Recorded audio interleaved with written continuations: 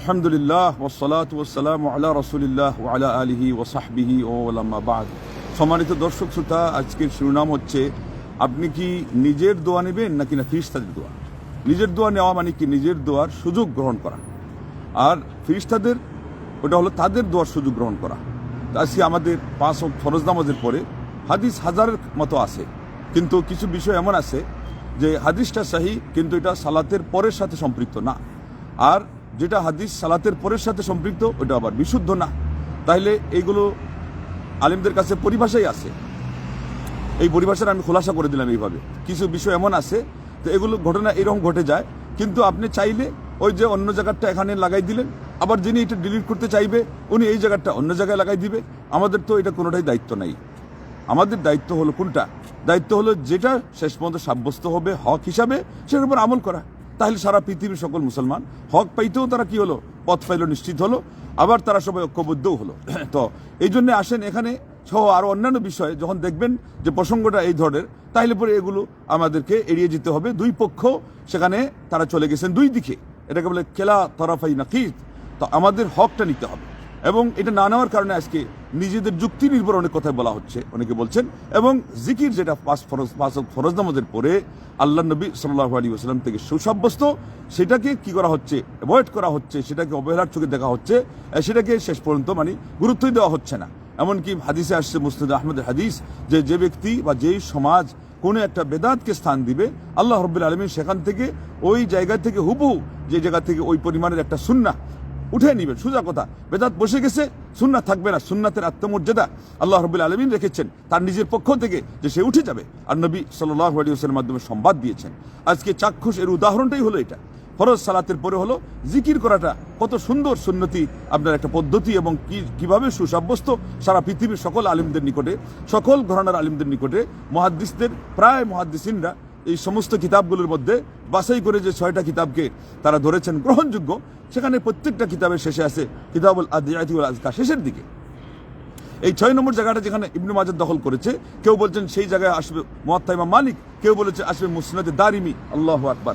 এইভাবে হাদিসের কিতাবগুলো এগুলো সহ আর অনেক কিতাবের মধ্যে আপনারা দেখবেন তারা সেখানে আদিয়া এবং আজকারের চ্যাপ্টার রচনা করেছেন, এবং তারা জিকির এবং দোয়া দিয়ে যে কথাগুলো আল্লাহু আকবার সন্নিবেশিত করেছেন, তারা চেয়েছেন এটা হলো সব একই।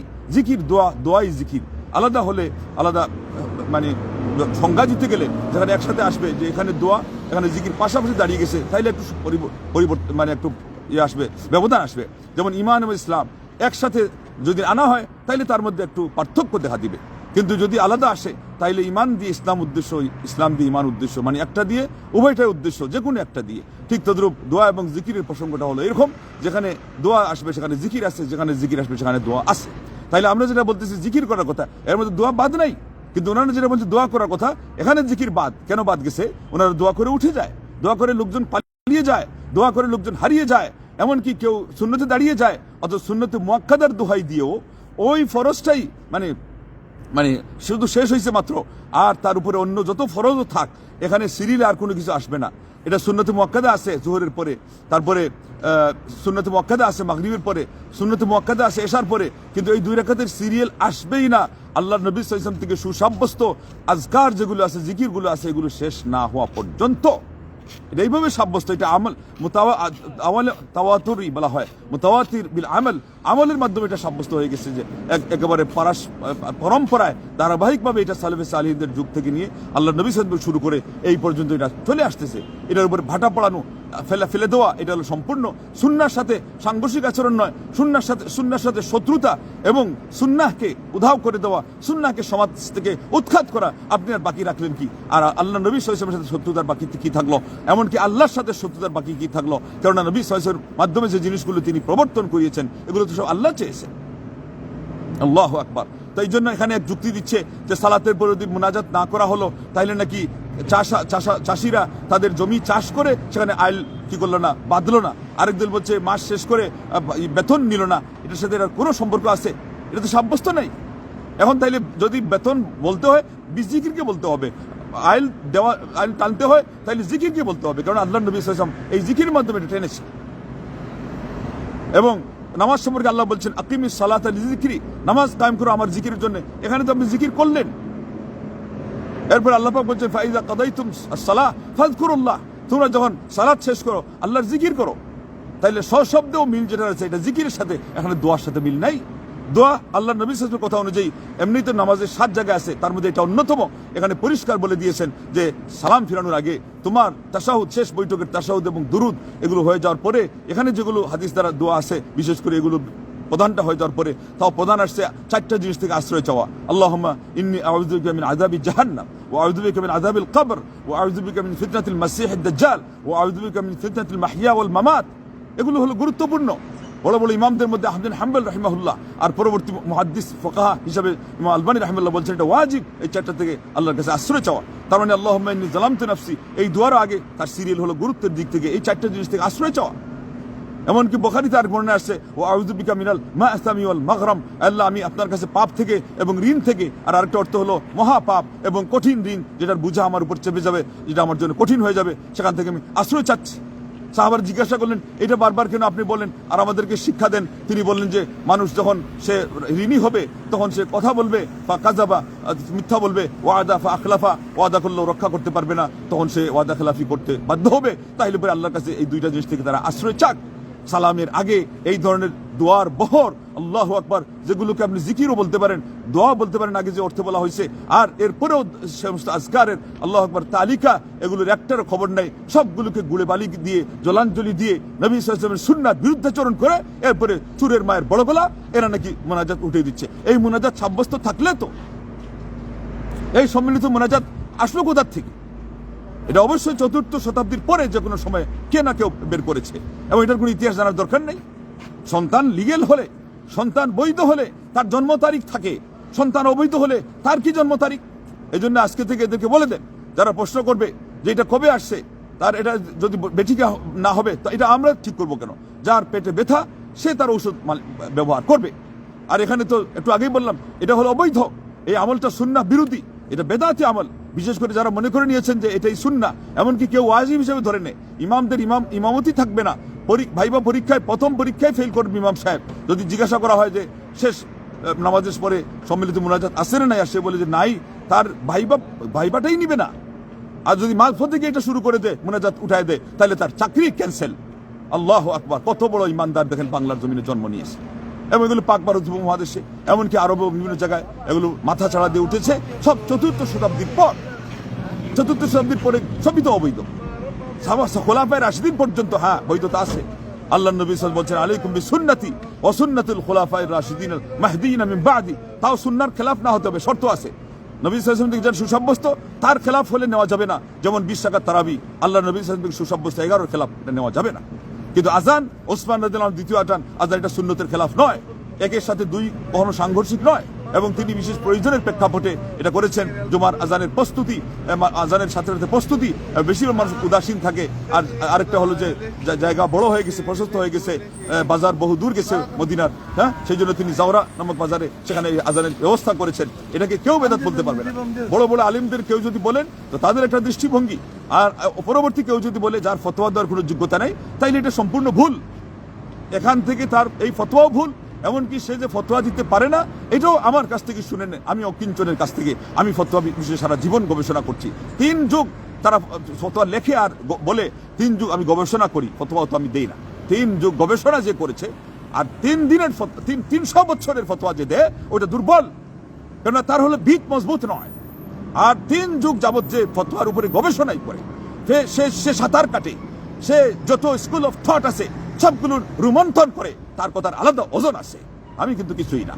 তথেব এটা আপনাদেরকে মূলনীতি খোলাসা করলাম আজকে। এটার কারণে বিধর্মীদের পক্ষ থেকে আমাদেরকে গালমন্দ শুনতে হচ্ছে যে হ্যাঁ আসলে তো গালমন্দ তারা করেছে, এখানে ঠিকই করেছে। আল্লাহ নবী সাল্লাল্লাহু আলাইহি ওয়াসাল্লাম খলিফার আমলকে বেদাত কেন বলবে? বেদাত যে বলেছে তা সে বেদাতি হয়ে গেছে, এটা বলার কারণে। কিছু কিছু বিষয় আছে একটা বলার কারণে তার বেদাতি হওয়ার জন্য যথেষ্ট হয়ে যায়। আর কোনো কোনো প্রসঙ্গ আছে যে সেটার জন্য শত শত বেদাত করা লাগে। এখানে মূলনীতিগত বেদাতের মধ্যে বেচারা পড়ে গেছে, যেই সেটা বলুক। আর এই ধরনের একটা দুইটা নয়, ডজন ডজন যুজন এরকম ফতোয়া। তাই অতএব এখানে একটার সাথে কতটা খোলাসা হলো, সবগুলো পয়েন্ট আউট করে রাখো যুবকেরা, ডায়েরির কোনাতে নয়, একেবারে তোমাদের সামনে ফ্রন্টে এগুলো রাখো, এগুলো রোমন্থন করো।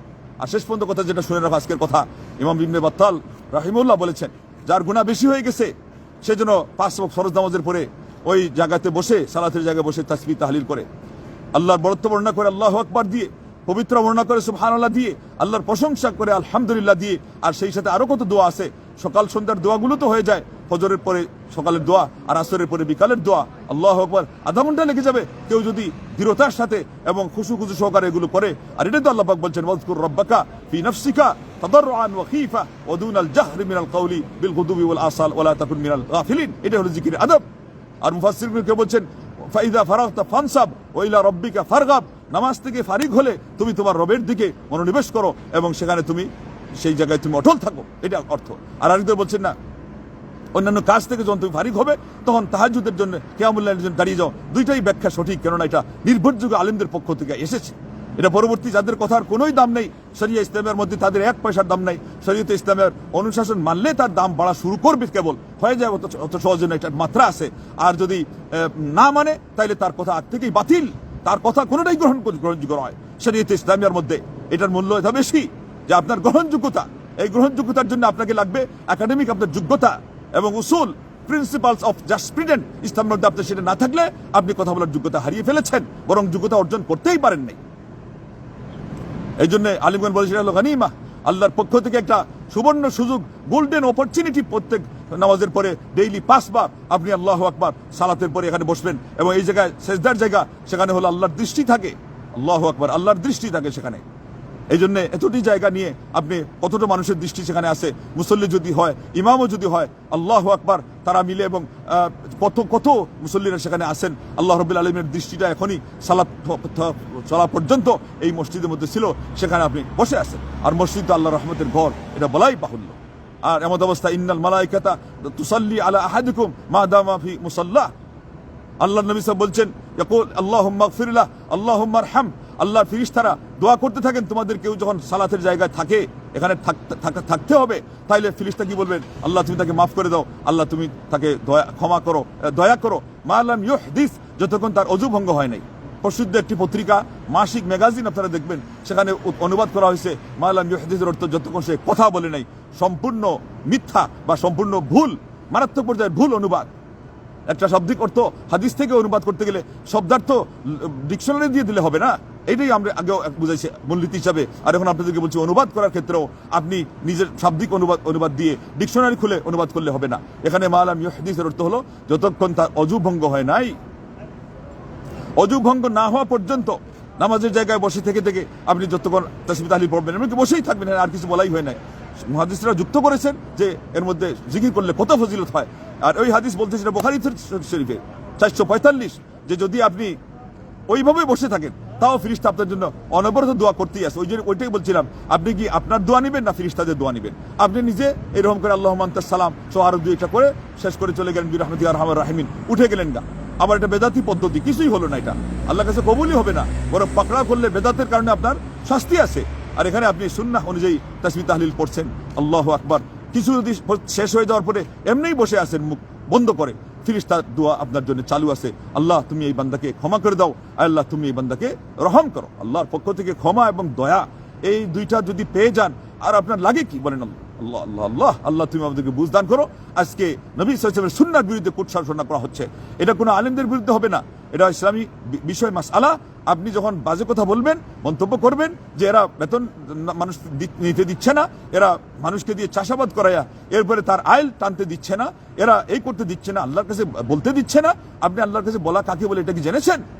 আল্লাহ রাব্বুল আলামিনের কাছে বলার মধ্যে হলো এটা সবচেয়ে দামি দোয়া ও সানা, আল্লাহর বড়ত্ব, আল্লাহর প্রশংসা যেখানে বর্ণনা করা হয়েছে, এখানে আল্লাহ আরো খুশি হয়ে যান। এবং হাদিসে আসছে, মান শাগালাহু যিকরি আন মাসআলাতি আতাইতু আফদালা মা উতিস সাইলিন, আমার জিকির যাকে আমার কাছে চাওয়ার থেকে, খুলে খুলে ভেঙে ভেঙে বলার থেকে, আমার কাছ থেকে সে অনুরোধ করে আবেদন করে নেওয়ার থেকে আমি আল্লাহ বেশি দিব যদি আমার জিকির তাকে ওইগুলোর থেকে মশগুল রেখে দে, বিরত রেখে দে, তাকে বঞ্চিত রেখে দে। জিকির আরো দামি, সেখানে আল্লাহর সাথে সম্পৃক্ত কথাগুলো আপনি বলছেন, আল্লাহর গুণ গাচ্ছেন। এমন অবস্থা আল্লাহ দেখতেছেন আপনার চাওয়ার কি প্রয়োজন আছে।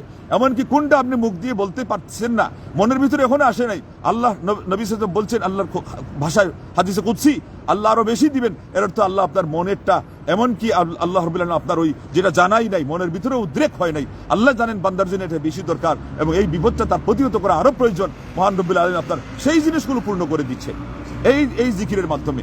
আর এখানে এসে এগুলোর বিরুদ্ধে ছুরিকাঘাত করতেছে, এগুলোর বিরুদ্ধে এসে আজকে ড্যাগার চালাচ্ছে, এগুলোর বিরুদ্ধে আজকে কুৎসারণা করতেছে, এগুলোর বিরুদ্ধে আসে আজকে এক একজন বিস্ফোরণ করতেছে বোমা। আর তারা বলে আল্লাহর দ্বীনের আলেম, তারা আল্লাহর দ্বীনের খাদিম, তারা আল্লাহর ইবাদতের ভক্ত। এরাই হলো আল্লাহর শত্রু, আল্লাহর নবীর শত্রু সাল্লাল্লাহু আলাইহি ওয়াসাল্লাম, আল্লাহর ইবাদতের শত্রু, আল্লাহর বান্দাগণের শত্রু, ফেরেশতাদেরও শত্রু। কারণ ফেরেশতা যাদেরকে দোয়া করবে এখানে বসে থাকলে জিকির সুন্নতি পন্থায়, এখানে তাদেরকে দোয়া নিতেও দিচ্ছে না। অতএব আসুন সালাফে সালিহিনদের বুঝ অনুযায়ী যদি ইসলামকে নেন, দুনিয়াতেও লাভ, আখিরাতেও লাভ। 5 টাইম ফরজ নামাজের পরে কেউ উঠে যাবেন না।